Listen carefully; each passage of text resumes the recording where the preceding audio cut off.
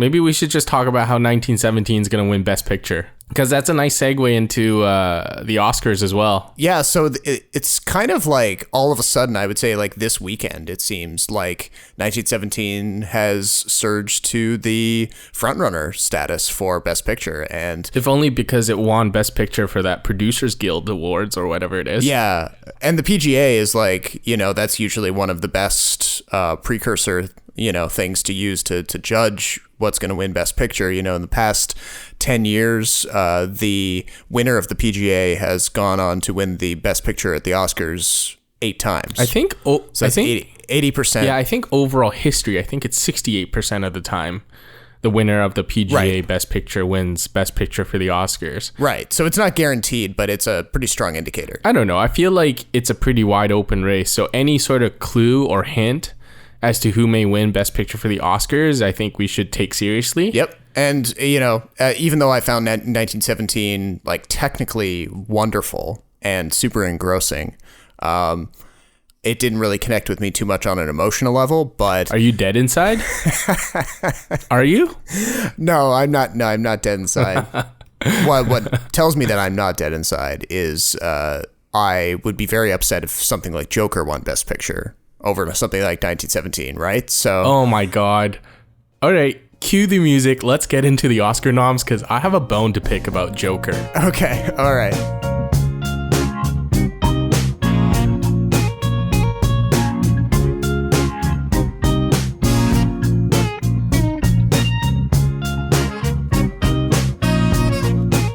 Welcome back to the Extra Buttery Podcast, a free-flowing conversation between two guys who love movies and TV.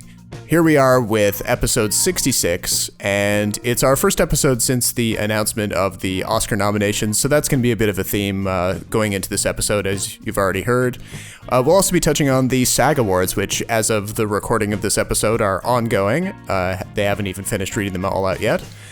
And we're going to touch on a couple of the new movies that we've seen that have hit theaters this past weekend, including Dolittle and Bad Boys for Life. But without any further ado, my name is Robert Snow, coming to you from Toronto, and I'm joined by my co-host in Vancouver, Jason Chen. So this Oscar noms thing, like I think when they rolled out this past week, the word that sprung to mind was like boring.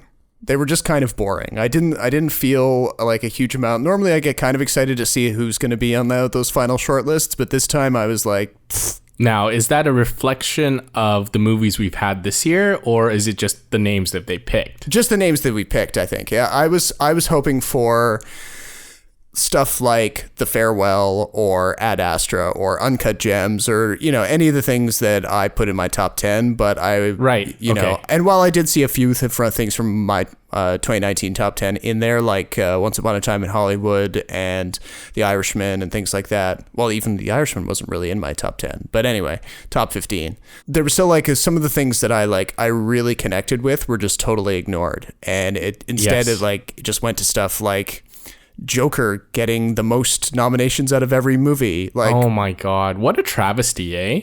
I don't understand that. Like, I think when they expanded Best Picture to like however nominees there are, I think it's 10, right? Yeah, Best Picture is such a weird category because it can actually vary from year to year depending on various checks and balances in the system. But yeah, it has been as many as 10, but as few recently as like 6 or 7. Yeah, so when you have such a wide open race, I kind of half expected Joker to be there. I did not expect it to lead the nominations. Yeah, I would have expected it to be in there like for maybe, I don't know, 5 or 6. A couple. Yeah, a couple. And I agree with you. I think there are so many better films that were just shut out just because I think the Academy is once again going like super conservative. Joker, I feel like, is their way of being edgy. Like, hey, look at us nominating this R-rated comic book film. This is kind of them saying like, hey, we understand The Dark Knight and Black Panther were previous Best Pictures, but in our opinion, this is the pinnacle of comic book movies, which it really isn't.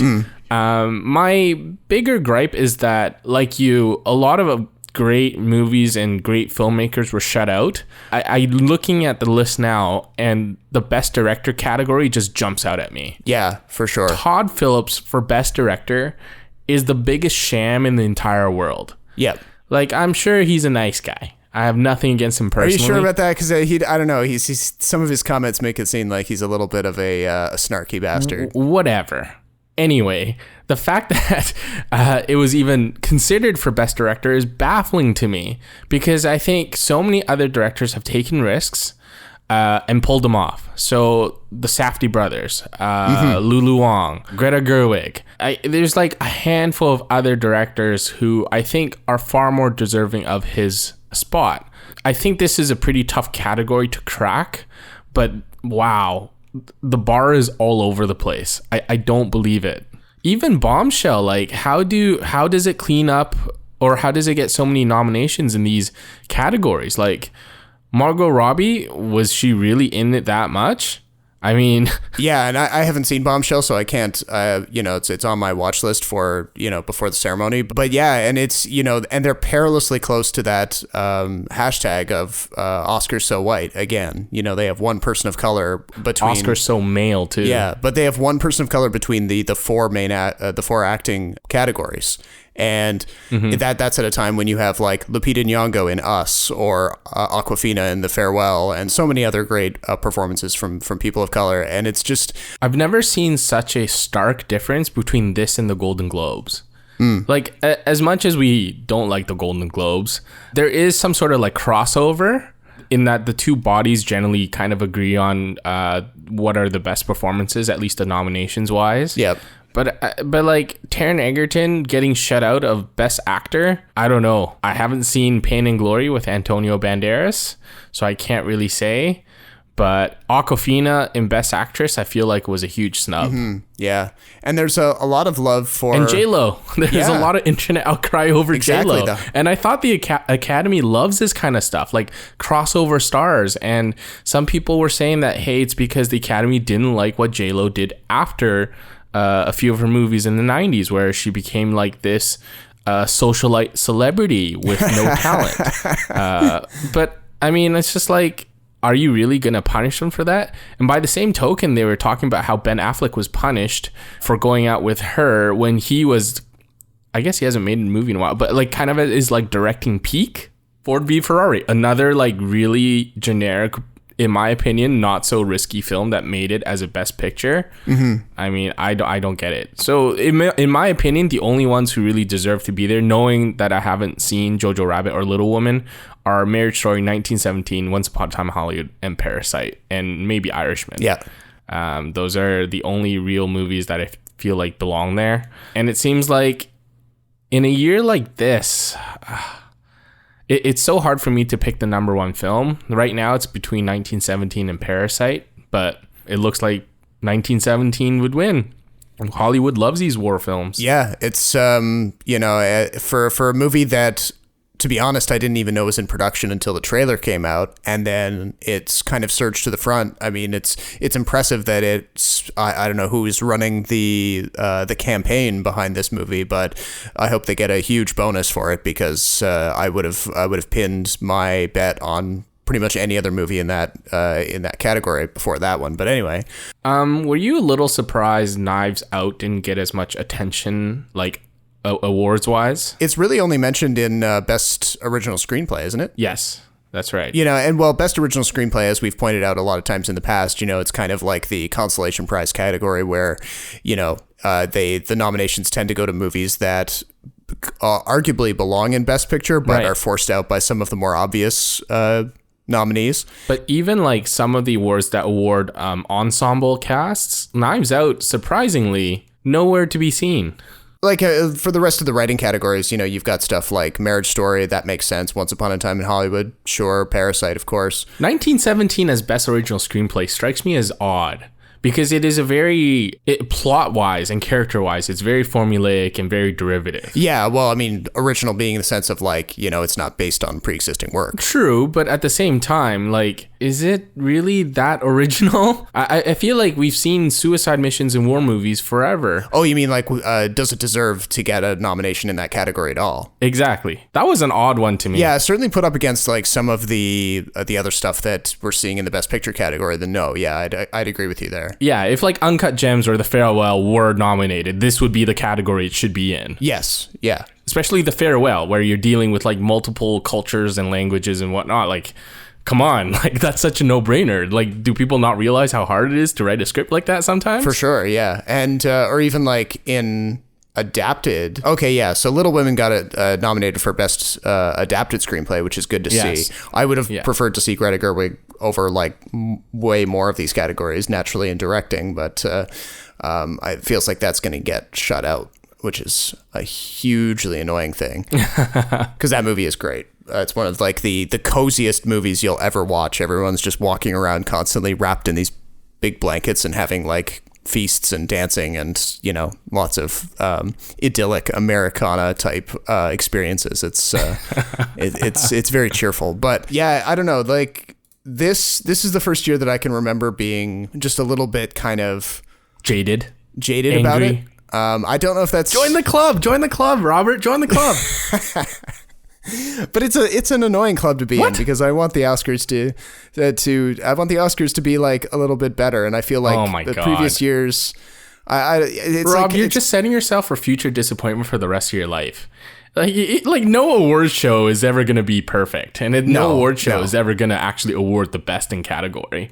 It's always political. Like even awards for something as like visual as, I don't know, like sports, you can debate all day and they still make some like really bad picks. Sure. Yeah. So, but this, I agree with you. Like this year in general is just like a lot of eyebrow raises. Yeah. And you know, with the SAGs kind of going on right now, it's kind of giving us a sense of where some of the acting categories are going to go. So, you know, it's with Brad Pitt picking up the Best Supporting Actor trophy, at the SAGs. He's probably the front runner now for the Oscar if he wasn't already. Same thing for Laura Dern in Best Supporting Actress. I think for Best Supporting Actor, I think for the Oscars, I mean, I think it's Brad Pitt by quite a margin. I thought Al Pacino was good, but not Brad Pitt good. Laura Dern is obviously the front runner, and I can see her winning. Yeah. Netflix kind of shot themselves in the foot with nominating both Pacino and Pesci against each other.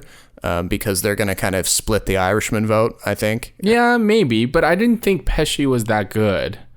I was kind of relieved De Niro didn't get nominated, actually, because I didn't think he was as good as Pacino. No, I agree, yeah. And then for leading role, I mean, my favorite of the bunch right now is probably Adam Driver. I would love to see him get it, but... It's going to be Joaquin Phoenix. I think Joaquin Phoenix... Yeah, I feel like it's between Adam Driver and Joaquin Phoenix at this point. See, like, if Joker walks away with an award, I hope it's this one, because I feel like this is the most deserving. Yeah. Of all the ones they've been nominated for. I feel like this, if they're going to win for one, it should be this.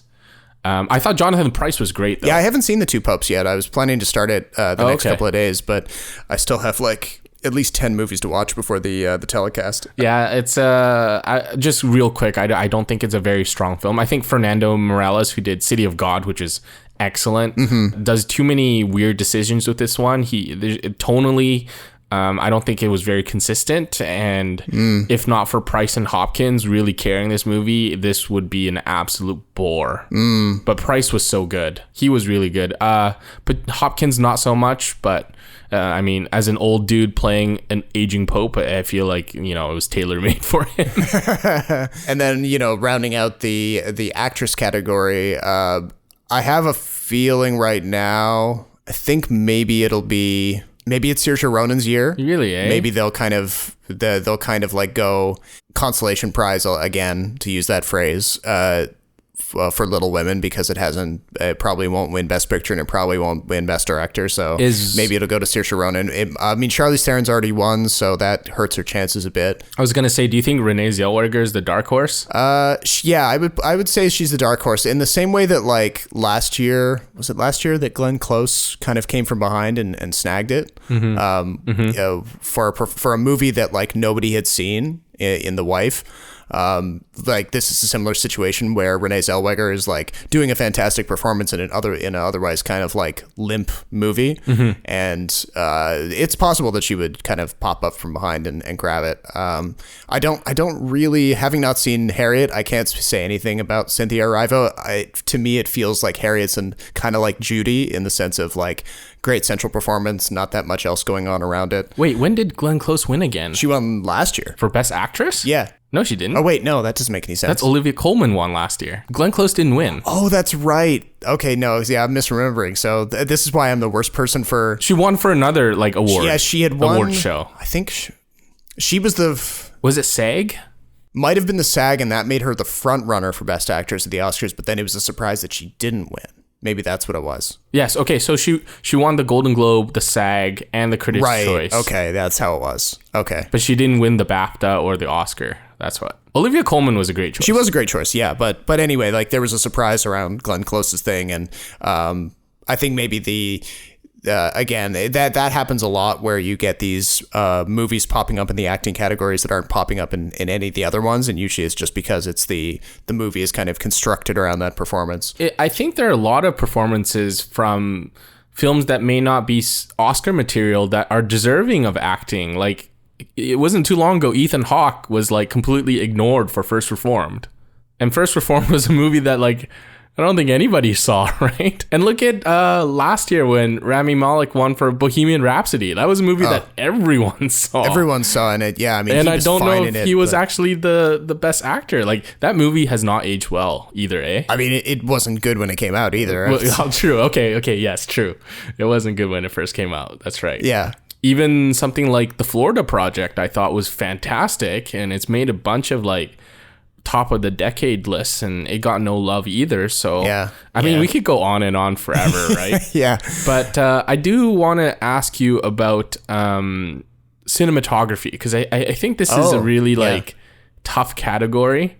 So again, Roderick Deakins for 1917, he has to be the front runner, right? So we got The Irishman with Rodrigo Prieto, Joker with Lawrence Sher, The Lighthouse, Jaron Blaschke, which I think might be a dark horse. I'm surprised The Lighthouse didn't get more, by the way. And Once Upon a Time in Hollywood with Robert Richardson. Deakins is like he's got the most name recognition, and I think 1917 just looks so good though. He's got the name recognition, you're right. He's got the fact that he was nominated a whole raft of times before, and he only won for the first time for Blade Runner 2049. And it was a very hard job for 1917 too. Yeah, and he has that like technical thing on his side, you know, in the same way that Emmanuel Lubezki, who's the frequent collaborator of Alejandro Inarritu, yes, he won like, what was it, 2 or 3 years in a row? Something like that. It's not uncommon for cinematographers to pick up Oscars very close to each other year over year. Right. But correct me if I'm wrong, but wasn't Ad Astra really like praised for its cinematography as well? Yes, and the fact that it's not there is like, you know, I mean, Lawrence Sher, I've seen videos of him describing his process on Joker, and he seems like a amiable guy, and, you know, I don't discount his skill, but I feel like, again, that movie is stealing things from other better movies.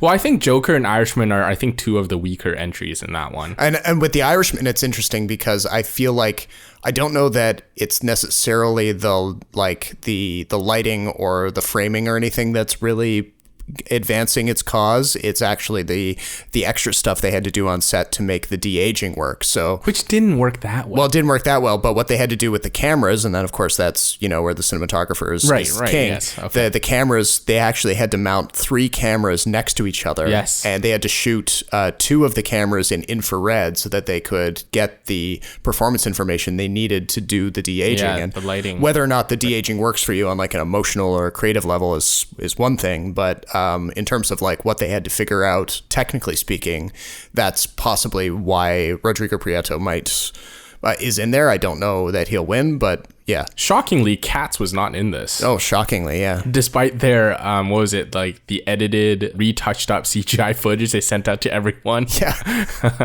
They're like, oh, just, you know, the movie's not quite done yet. Let's, here's a new version, you know, just, we just cleaned it up a little bit, you know, pay no attention to the other thing that we said was the final one.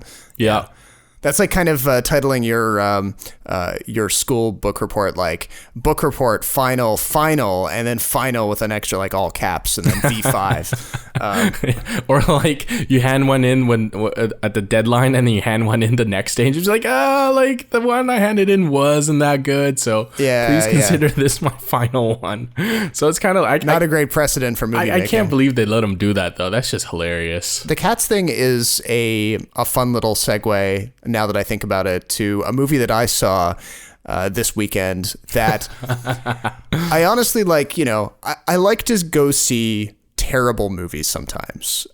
Partly, did you know it was going to be bad going in? I did. And, some people will say, oh, well, you went in biased and blah, blah, blah, and you had your mindset against the movie from the start. I don't know. That's debatable. It's the best part. And sometimes it is legitimately hard to avoid on social media, finding out what the consensus is on a movie. But this was something that, even if I only had the trailer to go on, I think I probably would have had incredibly low expectations, because the trailer came out in mid-fall of 2019, and I'll be damned if I know what that trailer was trying to communicate. It was put together seemingly by coke addicted monkeys. I've never seen anything so much of a shambles before. I will say this, like, having seen Robert Downey Jr. in the trailer, I wasn't sure if he was trying to be like a coked up Sherlock Holmes or like Tony Stark in a period play. We have no choice but to embark on this perilous journey. Everyone pack your bags!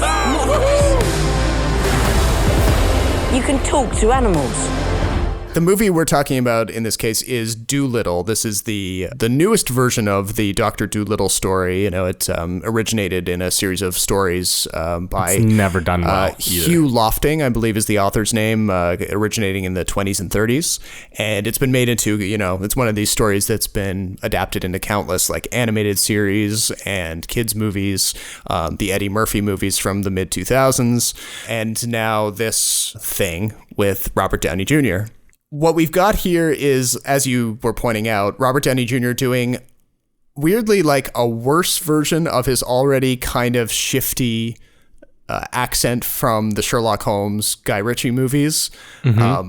But this time it sounds like his dialect is touching down in every part of the British Isles and then taking a little bit of a wander through continental Europe and ending up somewhere in Poland. It's shockingly bad. And for a movie that literally cost $175 million, I can't believe that some of that didn't go to a dialect coach and that Downey Jr. didn't insist on having one if he didn't think that he could do the accent. But that's the least of this movie's problems.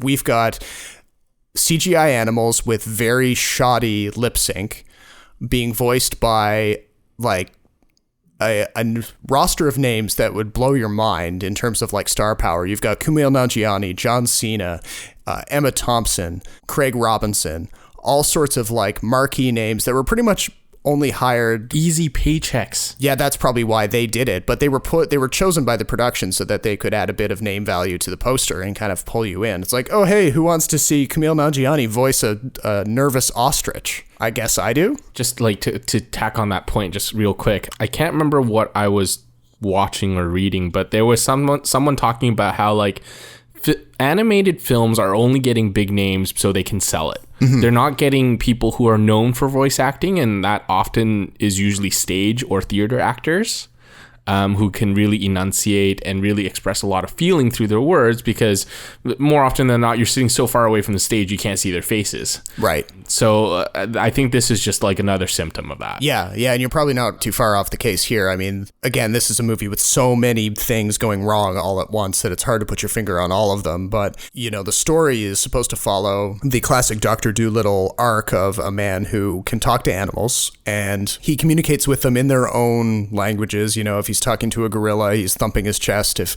he's talking to a polar bear, he's roaring like a polar bear. And he's sequestered himself away in his mansion, which is provided to him by Queen Victoria. This is set in Victorian England, in case you're curious. And his wife is a famous explorer, but she dies on one of her voyages, and this sends him into a pit of depression, and he grows out all of his hair. He shuts himself off from society and refuses to take any new patients. Of course, giving Downey Jr. an excuse to wear this frightful looking wig and gigantic beard for the opening scene, and, then shave it all off. The action of the movie gets started when we're introduced to kind of the audience proxy, a young boy named Stubbins, who literally that's his name, he's a kid who's like out on a hunting trip with his uncle and his cousin, and they're trying to get him to man up and kill some animals. So they try to get him to shoot some ducks with a shotgun. He tries to miss on purpose, but he accidentally shoots a squirrel on a nearby tree, and he just so happens to be within walking distance of the Dr. Dolittle mansion. So he bundles up the squirrel and makes his way inside, discovers this menagerie of all these different creatures that Dolittle lives with, and convinces Dolittle to rescue the squirrel. Some more business about a royal emissary. Queen Victoria has been poisoned by some rare plant. They have to go on a voyage to find this magical fruit of the Eden tree, and there's some evil bureaucrats chasing them in a warship. It gets out of control very quickly. The main thing to understand about this movie is that it was in production hell. I love these stories. The director they hired was Stephen Gaghan, who most people the Traffic. Yeah. The writer dude. He wrote Traffic, I believe, with Steven Soderbergh, or for Steven Soderbergh. And then prior to now, the only main credit people would know him from is Syriana, which is an espionage/political movie, which actually got George Clooney his Best Supporting Actor trophy. So it was a well-received movie, but it's just like leagues separated from something like Dolittle. And I think Stephen Gaghan has long been known as like a journeyman type director who's kind of brought in to do projects with it. He doesn't really, people can't point at something and say, yes, that's a Stephen Gaghan film. And from all the reports, some of them may have been made up or, exaggerated so that they would get some traction online. Sounds like the dude was in way over his head. He treated everyone on the set poorly. He didn't know how to handle the requirements of a big VFX heavy shoot with digital animals. He was changing things last minute, all sorts of things. Universal ended up firing him, replacing him with the guy who made the Clash of the Titans movies with Sam Worthington. He did the Ninja Turtles movies, which were a mess as well. Yeah, but apparently he's the guy that a Universal trusted to try to fix this movie in production, and they brought him in, expensive reshoots, all of that. And the resulting movie has just been cobbled together like some sort of half-baked, throw everything at the wall, see what it sticks kind of thing. But the sequence in the movie that probably best sums up the entire experience with, it's anachronistic dialogue, it's poorly animated, poorly lip-synced animals, and it's like very odd and off-putting sense of humor, is a sequence in the climax of the movie when Robert Downey Jr. has encountered a dragon that's protecting the magical fruit that he's got to find. But the dragon has eaten too many dudes wearing sharp objects, and it's got armor stuck in its ass. So a sequence of... this is a very original problem that I haven't seen. True, yeah. So it makes kind of sense. I appreciate the originality of it and the common sense of it. What we're treated to is a scene of Robert Downey Jr. With his hands up a dragon's ass, and of course, none of it is real. It's all done. It's Robert Downey Jr. is just probably standing there on a set looking at like nothing, but they've put in this dragon, and he's like puffing and blowing and doing his stupid weird accent, and he finally extricates an intact pair of bagpipes, which inflate and go, and then they cut to the polar bear voiced by John Cena, who puts a thumb up, I think, and he says, "Respect."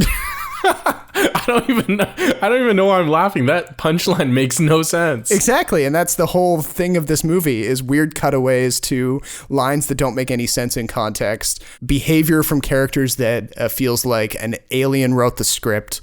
It is very possibly the worst movie of 2020, or one of them, and it's only January. We're not even through January. Setting the lowlights. When we reconvene this conversation in December or January of next year, we're kind of running through what we hated the most.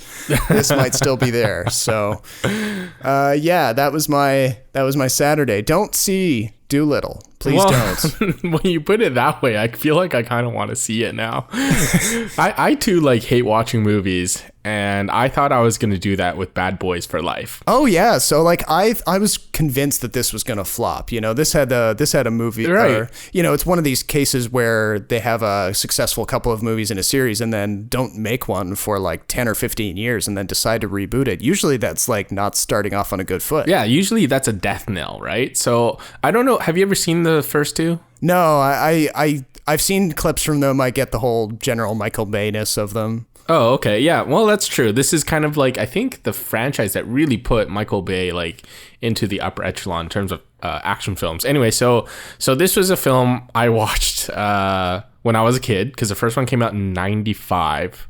So I didn't see it in theaters, but my cousin, who's a few years older than me, he watched it, and I usually watch movies with him, so I always get roped in to these movies that I shouldn't be watching at that age. The first one was quite good. The second one was not good. The third one, surprisingly good. I'm done, Mike. I'm retired. Uh-oh, here we go again. You want your legacy to be muscle shirts and body counts?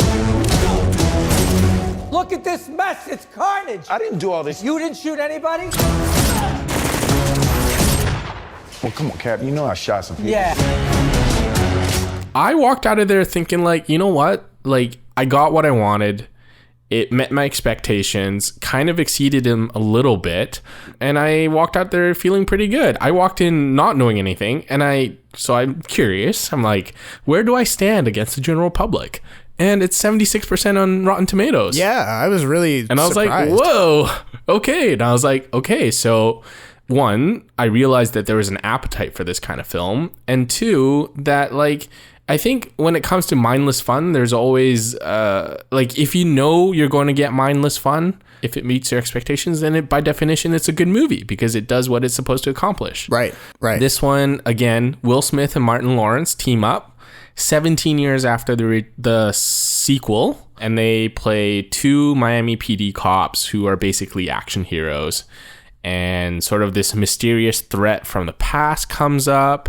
Martin Lawrence, again, plays more of the straight guy where he's I don't know about this cop stuff. I want to retire. I'm a grandpa now. I want to enjoy my life. Will Smith plays every other Will Smith character, in which he's this, sunglasses wearing in his suit all the time type cop who has all these funny one-liners, and he's trying to be all hip and cool and stuff all the time. So they're naturally good foils for each other. And the plot, I won't bore you, but they go around, shoot people. Bad guys want to kill them. They hunt after bad guys. There's a couple team ups. There's some jokes here and there. There's a bit of a boring love story in there. But what I thought that really elevated this one was that I didn't think we'd miss the banter between Lawrence and Smith so much. They really do have a really funny chemistry together. They can make any jokes be kind of funny, because it's kind of like The Rock, where he can read lines and make them sound funny or cool when most people can't. Yeah, he's just got that kind there's just this quality. Yeah, there's the screen presence, the personality, the look that makes it work. The other thing that I kind of thought elevated this was the villain, who's played by Kate Del Castillo, and it's the first time this franchise has had a female villain, not unlike Fast and the Furious. And in fact, this series, I have a feeling, is going to go the Fast and Furious route, where the main characters are superheroes and there's team ups and all that kind of stuff. Oh, so you get a sense of this series might still have legs, and they'll do spin-offs and stuff. But yeah, the fourth one is already in production, and seeing how well this movie did. Has done. I don't see any reason not to put a fourth movie into production. But she plays this sort of wife of a drug cartel leader who is into voodoo, witchcraft Oh. And so she's bringing this like sort of like comic villain feel to it, and she's, you know, like got these nails and she's got these incense going, and it's pretty cool. And there's one scene where she escapes from jail and it's pretty gory and shocking, and I thought it was very well done. But if you're looking for a movie that's just like mindless fun, I think this is a fine movie. I think it's way better than Dolittle by the sounds of it. You know, Dolittle probably didn't have a lot of expectations to clear, but people probably considered the two movies going into them to be like roughly on the same keel, but it's funny to see how Bad Boys 3 or Bad Boys for Life has kind of like vaulted over expectations and kind of reestablished itself. Yeah, even now the one thing that I remember about the clips from Bad Boys 1 and 2 that I have seen is that because it's Michael Bay behind the helm, not this one, but the previous two. And it was that time in his career, well, arguably his entire career is like this, but anyway, the objectification of women, though, is pretty awful in his movies generally. And I get that, you know, he's not endorsing this behavior. He's showing characters who believe this stuff and you know, who behave this way. So did they change that at all in this one, or is it just kind of like... I didn't find it misogynistic at all. Well, not necessarily misogynistic, but like, does the camera leer at any of the women or the love interests in the same way that it did in previous movies? That is a very interesting question, because I feel like any movie that's set in Miami has a tendency to do that.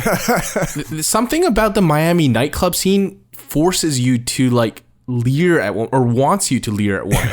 I can't think of a single cop movie, I'm serious, that takes place in a Miami nightclub that doesn't leer at women. I think this, like, of all the movies that do that, I don't think Bad Boys it's definitely not the worst offender. If anything, I feel like it's very... not non-existent, but you don't really notice it that much. Well, the reason I'm chuckling to myself is I'm reminded of one of my constant callbacks, Dewey Cox, where there's an early scene where he's first getting his start, and he's working at this bar where the owner says, "Bullhickey!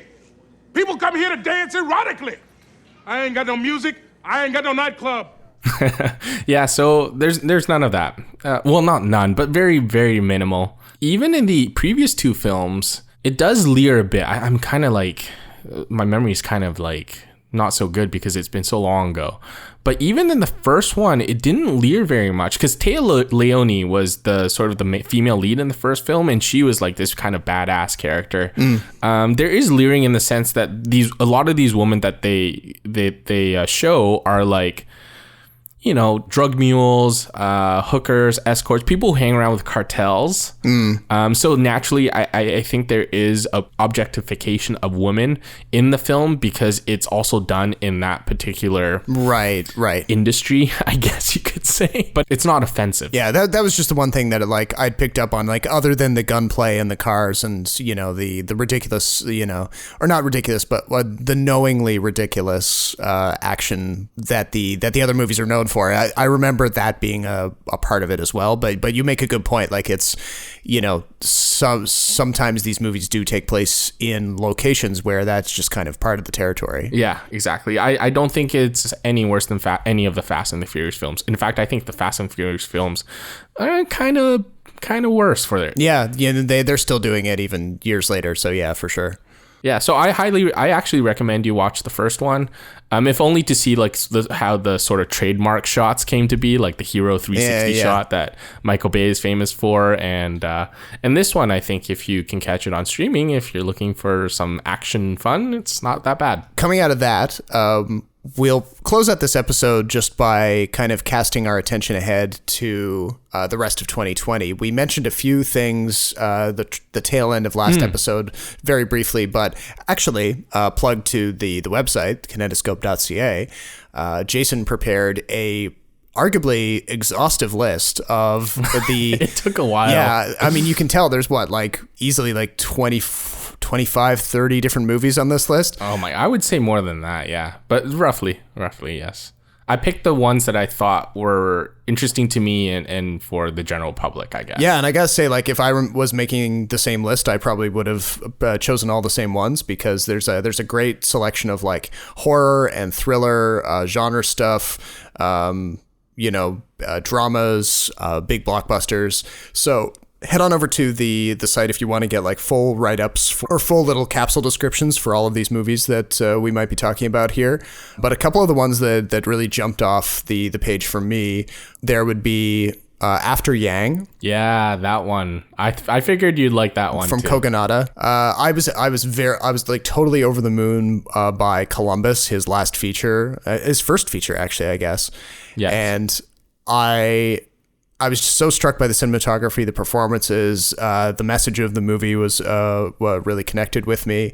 I know you didn't like it quite as much as I did, but I'm very curious to see what he would do with Colin Farrell as an actor, who he's got in this one. And Haley Liu is really underrated. Yeah, and did you ever see Girls? Help the Girls? Not, what was it? Yeah, I did see Help the Girls. Yeah, yes. Yeah, so she was good in that too, and it was and she nice shows off her range very well between those different performances, and so very much so. That's an immediate one that I'm looking forward to. Does it have a date yet when it's coming out? No release date, okay, but it's A24. A24. Yeah. I think they just, for whatever reason, they don't really set release dates really far ahead into the future like Marvel and Disney do. Chaos Walking. Yeah, this is one that I'm curious about for the same reason that I went to see Dolittle, where it has been like a legendary troubled production. I haven't seen any like very specific stories coming off the set yet, but very much under wraps. It was like it had a release date, and then the release date was pushed, and then reshoots were scheduled long after the movie had originally been completed, which is an even worse sign. I mean, it's one thing to book reshoots for, maybe a month or two after principal production, but seemingly like a year or more after, that's a really bad sign. It's too bad that Doug Liman has to be kind of bound up in this, because he can be a very good director with the right material. I don't have high hopes for it, but I'm really curious to see what comes out of it. I know, right? Yeah. Go scrolling further down the list. It's all in alphabetical order. If you're looking for a movie, that's how it's sorted. But I've mentioned Dune already a bunch. I'm super excited for that. One of the best casts ever. I'm going to make sure to have read the original Frank Herbert novel by the time this one comes out, because I'm very curious to see, compare it against David Lynch's version from the 80s and all of that. French Dispatch, obviously, I'm a guy who has a giant Wes Anderson print above his desk at his office. So it's whatever that is, even if it's the exact same Wes Anderson experience, I'll be happy. I don't care. It is. Yeah. It's going to be the exact, but he pulls it off. He's very good at what he does. Yeah. And this is arguably, I feel like, the biggest A-list ensemble all-star heavy hitter cast he's ever had. Right. The Last Duel is interesting to me. I love oh my God, this is going to be really good or really bad. It's Ridley Scott, but he's working for Disney, so I don't know. December 25th release date, so it's a feel-good film. Matt Damon and Ben Affleck are writing this, so it should be good. But then they're playing French people, and you're like, Ben Affleck can't do anything but play a guy from Boston. But Adam Driver's in this, so maybe he can pull it off. Matt Damon, I know, speaks Spanish, so maybe he can speak French okay.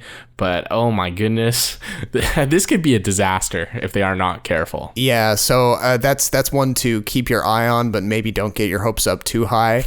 Last Night in Soho, the new Edgar Wright movie. Very curious to see what he does with that. He sounds like he's working in the psychological thriller kind of world, which he touched on in some of his other works, but not in like a full-hearted way. So to see him like team up with Anya Taylor-Joy is going to be cool too. I've been following her work recently. She's got a lot. She's got a lot of movies coming out just this year, between this, the new Jane Austen adaptation Emma, and then the long delayed New Mutants. Mank, I thought this one might interest you. It does, yeah. Gary Oldman, like, he's got to be good, right? So yeah, and working with David Fincher, and in the context of like something made for Netflix, they are they're definitely trying to keep their deck constantly stacked with awards contenders. Anything that's about Hollywood, especially old Hollywood. This is about Herman J. Mankiewicz, who's a legendary figure in early Hollywood. So it's got a lot of like awards potential.